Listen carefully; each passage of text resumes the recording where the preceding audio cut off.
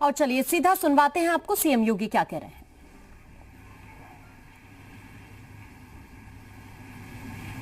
उस पर भी केंद्र सरकार के मार्गदर्शन में सभी राज्यों ने अपने अपने स्तर पर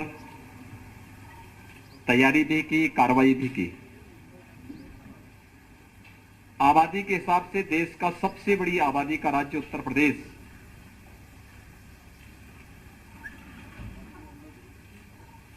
इस पूरी लड़ाई पूरी मजबूती के साथ अपनी कार्रवाई को आगे बढ़ाया है।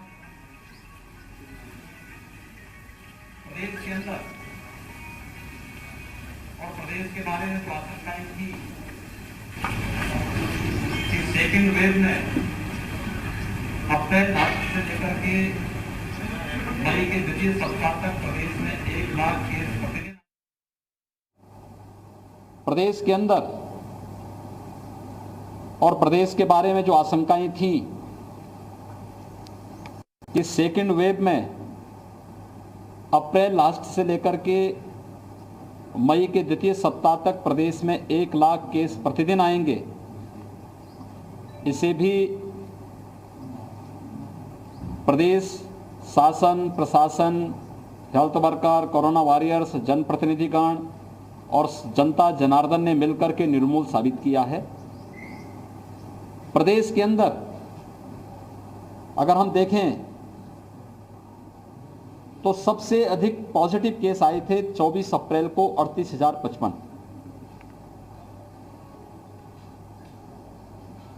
अप्रैल के अंतिम सप्ताह में अगर हम देखें तो हमारी पॉजिटिविटी रेट ज़्यादा थी, रिकवरी कम थी। 30 अप्रैल तक पहुंचते पहुंचते प्रदेश के अंदर एक्टिव केस की संख्या 3,10,000 हो गई थी। और मुझे आप सबको आज अवगत कराते हुए प्रसन्नता है कि लगातार पॉजिटिविटी रेट में गिरावट आई है। जो पॉजिटिविटी रेट प्रदेश के अंदर एक समय में लगभग 16.5% थी, आज वह घट करके पूरे प्रदेश के अंदर अगर हम देखें तो लगभग 3.5% के आसपास रह गई है। एक्टिव केस जो 30 अप्रैल को 3,10,000 थे, वह अब प्रदेश में केवल 1,49,000 मात्र रह गए हैं। यानी 1,61,000 लोग रिकवर होकर के घर जा चुके हैं, उनकी स्वस्थ होकर के घर जा चुके हैं। मात्र पिछले 16 दिन का प्रदेश के अंदर का परिणाम है, रिजल्ट है।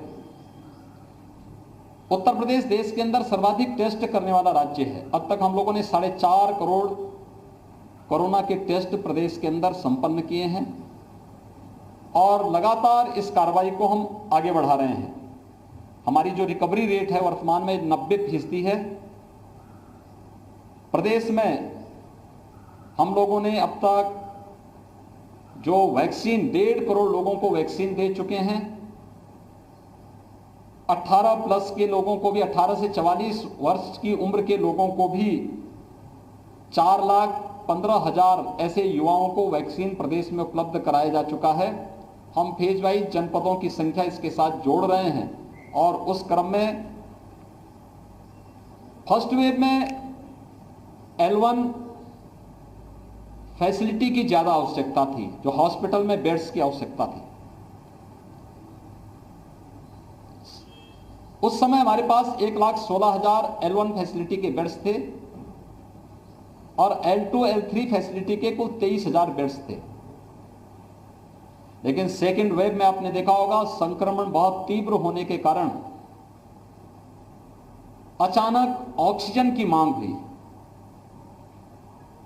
रेमडेसिविर की मांग हुई, अचानक दवाओं की मांग बढ़ने लग गई। कुछ स्थिति को पैनिक भी बनाया गया और जनता में स्वाभाविक रूप से एक होड़ लगी ऑक्सीजन के लिए, रेमडेसिविर के लिए, इन सभी चीजों के लिए। हमें हमेशा इस बात को ध्यान में देना होगा कि आपदा के समय धैर्य हमारा सबसे बड़ा मित्र होता है।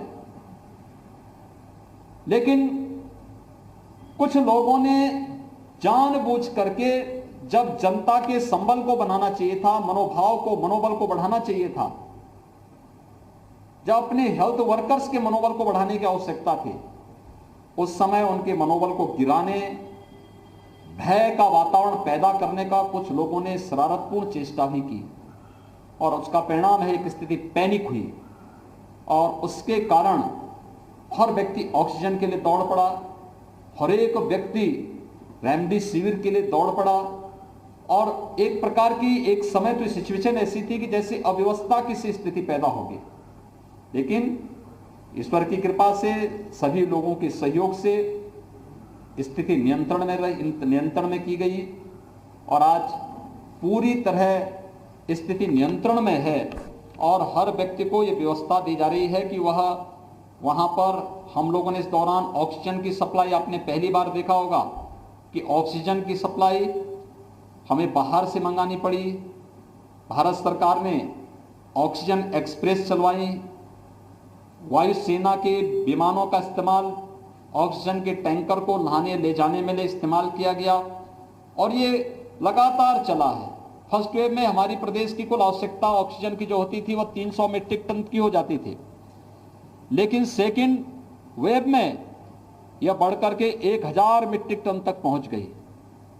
हम लोगों ने लगातार इस कार्रवाई को आगे बढ़ाया है, लेकिन साथ साथ हर जनपद ऑक्सीजन में आत्मनिर्भर हो सके, इसके लिए भी आदरणीय प्रधानमंत्री जी के मार्गदर्शन में एक कार्रवाई प्रारंभ हुई और अब प्रदेश के अंदर हम लोग इस समय 300 से अधिक ऑक्सीजन प्लांट लगाने की कार्रवाई को आगे बढ़ा चुके हैं। मुझे ये कहते हुए प्रसन्नता है कि आपकी मुजफ्फरनगर में भी 6 ऐसे प्लांट लगने जा रहे हैं जो यहां पर 4 पहले से थे, उनकी क्षमता कम थी, 6 नए प्रस्तावित किए गए हैं जिनको हम यहां पर लगाने जा रहे हैं। हम लोगों ने वर्तमान में जो एक आशंका व्यक्त की जा रही है कि गांवों में इन्फेक्शन बहुत ज्यादा फैल चुका है, राज्य सरकार उसके प्रति पूरी सतर्क है। 5 मई से ही हमारी गांव-गांव में घर-घर सर्वे का काम चल रहा है। हमारी निगरानी समिति स्क्रीनिंग का काम करती है। स्क्रीनिंग के बाद लक्षण युक्त और हर संदिग्ध व्यक्ति को मेडिकल किट उपलब्ध करा रही है। उन लोगों को होम आइसोलेशन में रहना है, क्वारंटीन सेंटर में रहना है या हॉस्पिटल में पहुंचाना है, इसको तय करती है और सूची इंटीग्रेटेड कोविड कंट्रोल सेंटर में उपलब्ध कराती है।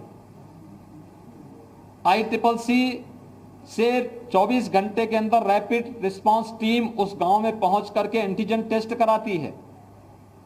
एंटीजन टेस्ट के बाद भी अगर कुछ लोगों में संदेह है तो उनका RT-PCR जांच करवाने का कार्य हो रहा है। एक बृहद पैमाने पर एक कार्यक्रम जहां चल रहा है, वहीं साथ ही साथ यह भी तय किया गया है कि स्वच्छता, सैनिटाइजेशन और फॉगिंग की कार्रवाई भी हर एक गांव में हो, कंटेनमेंट जोन में हो। राज्य सरकार ने यह भी तय किया है कि हम लोग जरूरतमंदों को मुफ्त में भोजन उपलब्ध कराएंगे। कम्युनिटी किचन हर एक जनपद में प्रारंभ किया गया है।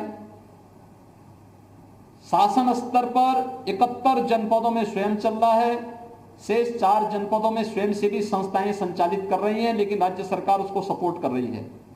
हमने राज्य सरकारों से आज सुबह ही मैंने बैठक ली और मैंने इस बारे में कहा है कि नहीं, राज्य सरकार सही 75 जनपदों में स्वयं भी चलाए और स्वयंसेवी संस्थाओं के माध्यम से भी हम लोग इसको चलाने की कार्रवाई करें। तो ये कार्य हमारा युद्ध स्तर पर पूरे राज्य के अंदर चल रहा है।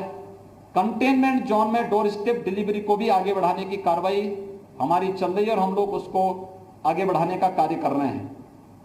अभी जो आशंकाएं व्यक्त की जा रही है थर्ड वेव के प्रति हम लोग पूरी तरह सतर्क हैं और हर जनपद को कहा गया है, अभी से थर्ड वेव के बारे में आशंका है कि बच्चों पे ज्यादा बच्चे इससे संक्रमित हो सकते हैं। यद्यपि पहले ही उसमें कहा, पहली फर्स्ट वेव में ही ये बात कही गई थी कि हाई रिस्क कैटेगरी के लोग बाहर न निकलें, खासतौर पर जिसमें 60 साल से ऊपर के लोग, 10 साल से छोटी उम्र के बच्चे, गर्भवती महिलाएं, कम इम्यूनिटी के लोग, कमजोर इम्यूनिटी के लोग और एक या एक से अधिक बीमारी से ग्रसित कोई भी व्यक्ति ये घर के बाहर न निकले, घर में भी मास्क धारण करें।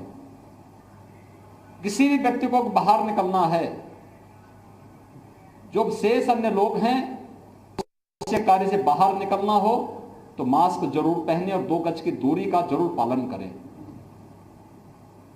थर्ड वेव के बारे में जो बच्चों के बारे में आशंका व्यक्त की, राज्य सरकार ने अभी से अपनी तैयारी कर ली है।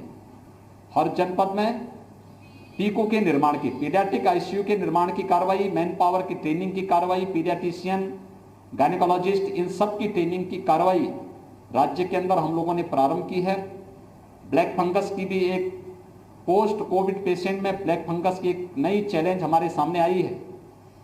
कुछ मामले प्रदेश के अंदर आए हैं, उनके उपचार की व्यवस्था की जा रही है। एक एडवाइजरी पूरे प्रदेश के अंदर जारी की गई है कि ब्लैक फंगस के अलावा पोस्ट कोविड कोई भी ऐसी समस्या देखने को मिलती किसी पेशेंट में तो उनके लिए एक अलग वार्ड बना करके उनके मुफ्त में उपचार की व्यवस्था प्रत्येक जनपद में प्रारंभ की जाए, जिससे हर एक व्यक्ति की जान हमारे महत्वपूर्ण है उसको बचाया जा सके और हर एक व्यक्ति को के जीवन को बचा करके हम लोग उसकी ऊर्जा का उपयोग समाज के लिए और राष्ट्र के लिए कर सकें। आप सबसे मेरी अपील है, राज्य सरकार ने अपने स्तर पर जो कार्रवाई की है, केंद्र सरकार जो कार्रवाई कर रही है, खासतौर पर केंद्र सरकार ने हर एक गरीब को 5 किलो यूनिट यानी पर यूनिट 5 किलो खाद्यान्न उपलब्ध करवाने की कार्रवाई शुरू की है। प्रदेश के अंदर 20 मई से खाद्यान्न वितरण होगा। राज्य सरकार ने जून, जुलाई, अगस्त 3 महीने के लिए हर पात्र गृहस्थी और अंत्योदय कार्ड धारक के साथ साथ हर जरूरतमंद को खाद्यान्न उपलब्ध करवाने, निःशुल्क खाद्यान्न उपलब्ध कराने की कार्रवाई को अपनी मंजूरी दी है। इसके साथ ही जो डेली कमाने वाले लोग हैं, श्रमिक हैं, स्ट्रीट वेंडर हैं, माली है, कुली है, पलेदार है, नाव है, धोबी है, मोची है, इन सभी लोगों को 1000 रुपये का भरण पोषण भत्ता भी प्रदेश सरकार ने अपनी स्वीकृति दी है। ये जून माह में सभी लोगों को मिलना प्रारंभ हो जाएगा। आप सबसे मेरी अपील है कि समाज को जागरूक करने और इस महामारी से मजबूती के साथ लड़ने में, प्रत्येक नागरिक को तैयार करने में, जागरूक करने में आपकी एक बड़ी भूमिका हो सकती है। आपके माध्यम से मैं सबसे अपील करूंगा, हम कोरोना प्रोटोकॉल का पालन प्रत्येक व्यक्ति करे। हर व्यक्ति अनावश्यक कोई भी घर से बाहर ना निकलें, लेकिन अगर किसी को घर के बाहर निकलना ही हो तो मास्क जरूर पहने, 2 गज की दूरी का पालन जरूर करें। अगर कोरोना के इस प्रोटोकॉल का पालन हर व्यक्ति करता है तो कोरोना के खिलाफ देश की लड़ाई को विजयी बनने में बहुत देर नहीं लगेगी और इस महामारी से, इस सदी की सबसे बड़ी महामारी से हम सफलतापूर्वक विजयी बनने में हमें सफलता प्राप्त होगी।